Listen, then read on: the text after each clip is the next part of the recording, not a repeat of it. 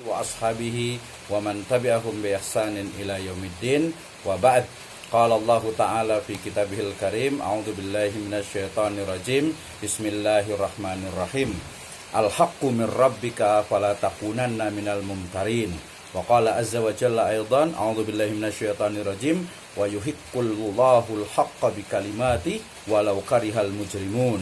Wa qala Allahu azza wa jalla aidan, a'udzu billahi minasyaitonir rajim, wa ma kana al-mu'minuna liyanfiru kaffah walaula nafaru min kulli firqatin minhum ta'ifatun liyatafaqahu fid din waliyunziru qaumahum idza raja'u ilaihim la'allahum yahdharun. Wa qala Rasulullah sallallahu alaihi wasallam, yakni fi riwayatin, talabul ilmi faridatun ala kulli muslim. Wa qala aidan Rasulullah sallallahu alaihi wasallam, Allahumma inni as'aluka ilman nafi'an wa rizqan thayyiban wa amalan mutaqabbalan. Amma ba'd, fa inna asdaqal hadithi kitabullah wa khairal huda huda Nabi sallallahu alaihi wasallam. Alhamdulillah, syukur Allah subhanahu wa ta'ala yang telah memberikan kepada kita kenikmatan iman, Islam, dan juga ihsan. Kemudian salawat dan salam sama-sama kita panjatkan kepada junjungan alam Habibana wa Nabiyana Muhammadin sallallahu alaihi wasallam, kepada seluruh ahlul baitnya, para sahabatnya, serta orang-orang yang senantiasa mengikuti jejak sunnahnya hingga akhir zaman. Pertama, saya ucapkan terima kasih kepada komite, kepada panitia di Pikir 2022, khasnya kepada Associate Professor Dr. Ismail Suardi WK, jazakumullahu khairan. Kemudian juga untuk panitia dari STKIP Muhammadiyah Baru, kemudian juga dari Sekolah Tinggi Ilmu Administrasi Abdul Haris, dan juga seluruh panitia yang bergabung yang menjadi panitia dalam acara di Pikir 2022 ini. Dan khasnya special thanks for my inspiration, Dr. PG Ismail PG Musa from Sabah. Jazakumullahu khairan ala khudurikum fi hadhil laila at-tayyibah. Ana masrurun jiddan hadzal yaum aw hadhil laila li anna nastati an nabhas, yakni yata'allaq bi manhajul bahas fil Islam. Terima kasih untuk semuanya Ibu dan Bapak sekalian. Saya mungkin hanya seperti kesepakatan ini adalah sebuah kolaboratif riset ya, sehingga saya ada 5 slide, nanti ada Dr. PG pun ada 5 slide. Kita akan we can discuss about the research ya, methodology, or maybe we can join in one research and other activities. Oke, saya awali dengan satu hal yang cukup menarik, yaitu topik saya adalah penelitian dari penguasaan metodologi hingga problem kolaborasi. I think it's the big problem for the researcher has specifically in Indonesia ya. Jadi mulai dari penguasaan metodologi ya, we know what difference between method and methodology, and the last adalah problem kolaborasi, collaboration problem I think ya. Jadi problem kolaborasi yang menurut saya ini hal yang menarik. Nah, as a Muslim, of course I take from the Holy Quran ya, sebagai pemantik ya, sebagai stimulus, sebagai tasji' lana, yani kaifa nahnu muslim la budda alaina an nabhas, yani khosatan, yani ulum al-qauliyah wa aidon ulum yakni qauniyah wa qauniyah, hadhihi yakni muhimmatun jiddan lana. Naam. Saya awali dengan ini sering sekali didengar di surat Al-Baqarah 147, kemudian juga di surat Yunus 82, dan juga At-Taubah 22. Oke, saya langsung ke At-Taubah 22. Kesannya ketika membaca ayat ini, kata-kata liyatafaqahu fid din, kesannya itu adalah tafaqquh dalam masalah din gitu ya. Padahal kalau kita leverage ya, we can leverage our interpretation ya pada ayat ini, bahwa bukan hanya kita paham bahwa dalam filsafat ilmu Islam itu tidak ada dikotomi ya, tidak ada perbedaan antara ilmu agama dengan ilmu dunia, tidak ada, semuanya adalah ulum diniyah wa kullu yakni ulum kauniyah. Nah, kita sepakat ini berarti apa? Bahwa liyatafaqahu fiddin ini konsepnya adalah menyeluruh, bukan hanya ilmu-ilmu diniyah tetapi juga ilmu umum, termasuk juga di sini ada Sekolah Tinggi Ilmu Administrasi Abdul Haris ya. Kita bisa mengembangkan bagaimana pola administrasi in other term maybe management gitu ya. Ini kita bisa kembangkan tentu saja.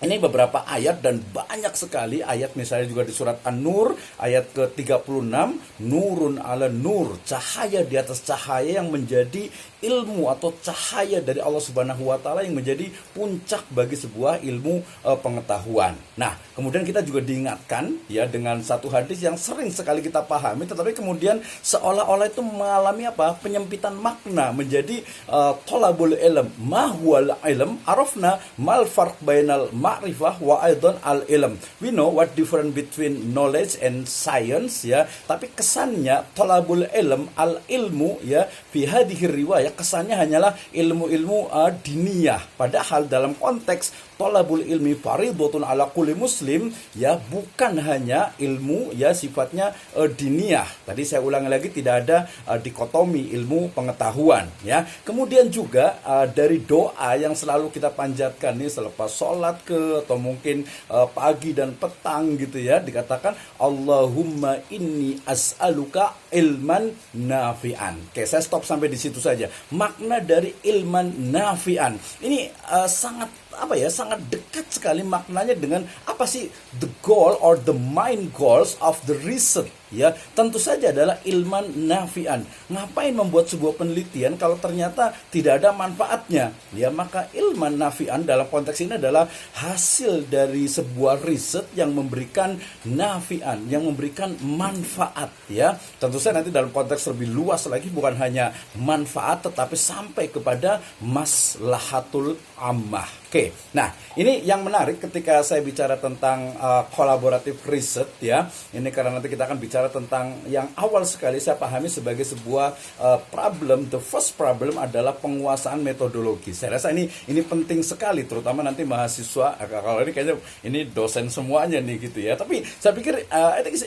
important also for maybe a researcher and for lecturer gitu. Menurut saya ini juga penting. Kenapa? Kadang kita tuh tidak bisa membedakan antara kerangka pemikiran, kerangka teori, landasan teori ya. Bahkan dalam konteks yang basic values daripada Islamic research, saya rasa ini pun perlu kita leverage lagi ya. Kita selalu terjebak dengan positivism, kemudian juga dengan mungkin strukturalism, post-positivism ya. Aina makan liman hajul bahas al-islami. Ya, ini menjadi satu permasalahan yang kita bisa diskusikan. Tapi ini adalah sebuah my identification, ya, identifikasi saya terhadap problem bagaimana kita akan memulai sebuah kolaboratif riset. Ya, kemudian tadi bicara tentang kerangka pemikiran, literatur review itu menjadi juga masalah bagi para peneliti. Ya, kemudian juga tentu saja riset metodologi menjadi hal penting, writing skills. Ya, ini kita sering mendengar sekali nih, Dr.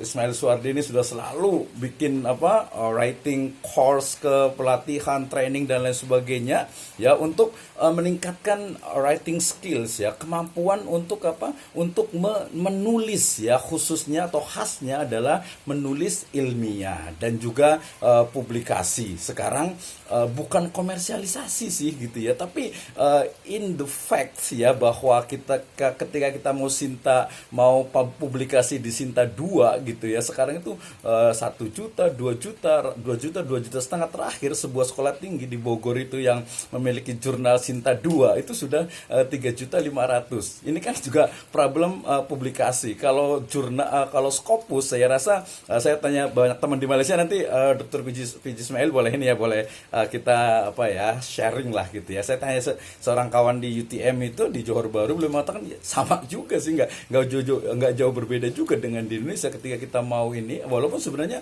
banyak juga yang gratis, yang free, yang percuma, itu pun banyak sebenarnya. Tapi saya rasa ini juga menjadi sebuah problem publikasi di riset metodologi ataupun juga di kolaboratif riset. Nah, ini Ini yang paling penting yang kita akan diskusikan pada malam hari ini, yaitu terkait dengan problem kolaborasi.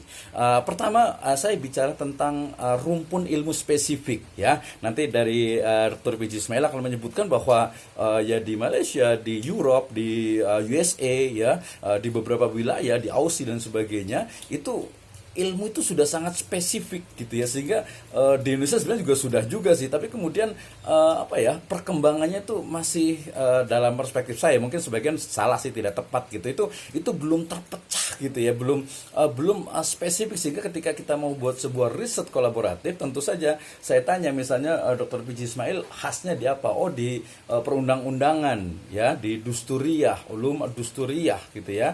Nah, kita udah beda nih, kita di misalnya di Malaysia itu adalah common law gitu ya, kalau kita adalah civil law. Ini udah beda nih, gimana nih? Jadi belum lagi ketika saya bicara tentang Islamic law misalnya gitu ya, tapi ternyata kemudian Islamic education misalnya, oh udah banyak banget yang lebih spesifik. Nah, ini juga menjadi hal yang menurut saya menjadi problem masalah.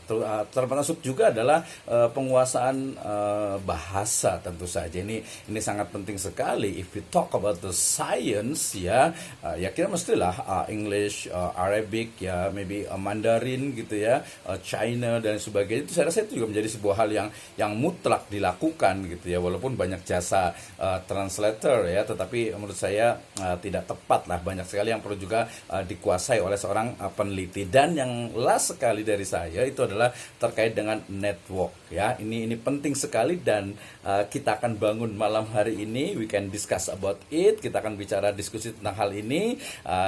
Let's discuss about the research methodology, collaborative research ya, between STKIP Muhammadiyah Baru, Institut Agama Islam Syahid Bogor, maybe from the University of Malaya and other universities. Inshallah, Dr. Ismail Swardiweke have the many network, and we can collaborative research from now. Inshallah, itu dari saya. Jazakumullahu khairan ala ihtimamikum. Alhamdulillahirabbil alamin.